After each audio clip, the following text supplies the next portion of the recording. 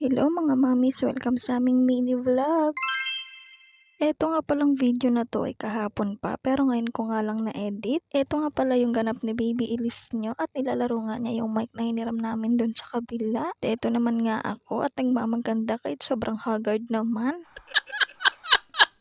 At ayan, nakita nga niya ako nagbi-video-video kaya naman lumapit nga sa akin at nagpapakit rin dito sa camera. O diba, like mother, like daughter. Pumatong pa nga dito sa laruan niyang sasakyan para nga lang makasali dito sa video-video ko. O diba, napaka-utak na bata. At ayan, tuwang-tuwa dahil nakikita nga niya yung itsura niya at may padila-dila pa nga ang person. Grabe naman ang ka-cute ng batang ito at nakaayos pa nga ang hair. Hindi pa nga siya nakakatulog ng mga oras na yan at mga bandang hapon na nga pala yan. Kapag ganyan nga hindi siya natutulog ng tanghali o hapon, sa gabi nga itinutupak siya ng sobra-sobra, napakalala niya ng tupakin. Ng mga oras nga na to ay kumakain nga siya ng snowber na candy, yung maanghang. Ay Diyos mio. Siya nga ay gusto pa nga niya, dinidilaan pa nga niya, samantalang ako kapag kumakain nga nun, anghang na anghang, pero siya bebet na bet niya. Tignan nyo naman kung paano pa nga siya umupo, kumakain lang naman ng snowber, napaka-cute pang umupo. At mga bandang alas 8 nga ay nagpunta nga kami dito sa court dahil manonood sana kami ng basketball ni Kuya Oman o ng Dada Oman niya. Ang kaso ayan, napakadaming tao at hindi nga kami makapag-video ng maayos. Hindi nga rin kami makapanood ng maayos dahil sa sobrang dami ng tao. At pagkatapos nga ng basketball nila Kuya Oman, umuwi na nga rin kami. Share ko lang, mga bandang alas 11 na nga pala to nakatulog. O diba, napakatagal, ewan ko ba sa batang to. Kahit nga antok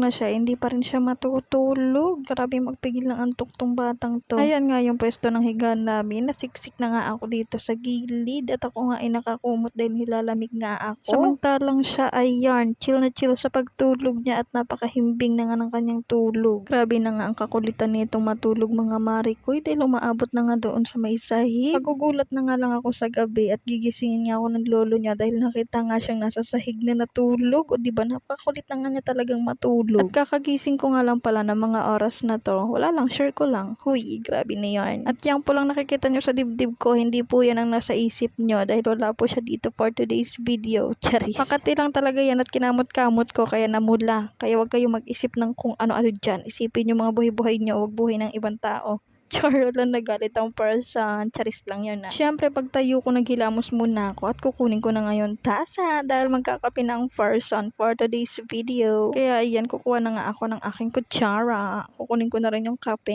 Ang kakapihin ko nga pala for today's video ay black coffee. Wala lang, namiss ko lang talaga mag black coffee. Medyo matagal-tagal din kasi ako hindi nag black coffee. Ang lagi ko kasing kinakape talaga ay greatest white nga. Dati kopi ko blanca, ngayon greatest white na. Ewan ko, basta nabetan ko yung greatest white. Katapos ko namang ilagay yung black coffee, nilagyan ko naman ng asukal para naman manamis-namis at hindi lang mapait ang lasa. Dahil naubos na nga yung asukal at kukunti na nga lang din yun, kaya nilagay ko na lahat sa kape ko. Kinuha ko nga itong natitirang isang pack ng asukal at ilalagay ko na nga sa lagayan. Bago ko nga ilagay sa lagayan, nilagyan ko muna yung kape ko dahil nakulangan nga ako sa asukal. Katapos ko namang lagyan yung kape ko, nilagay ko na nga dito sa lagayan.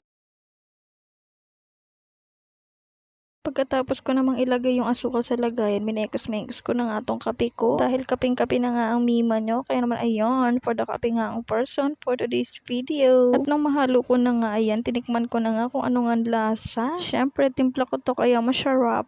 Huy, ang OA. Nabitan ko nga yung timpla ko ngayong araw. Grabe naman yan. Napakasarap. Huy, ang OA mo naman masyado. Sobrang sarap. Ayan, napa-okay pa nga ang person. At pagkatapos ko nga magkape, ayan, for the haggard na naman ang person. Lagi na nga lang haggard sa tuwing humaharap sa camera. Kailan ka ba magiging fresh mima ko? Huy. Habang ako nga ay nakaupo lang dito at nagsi-cellphone, itong Anjunakis ko ay tulog na tulog. At kami nga lang palang dalawa dito sa bahay. Dahil yung mga tao nga dito ay nagsipasukan na dahil meron nga silang mga trabaho for today's video. At yun lang, bye!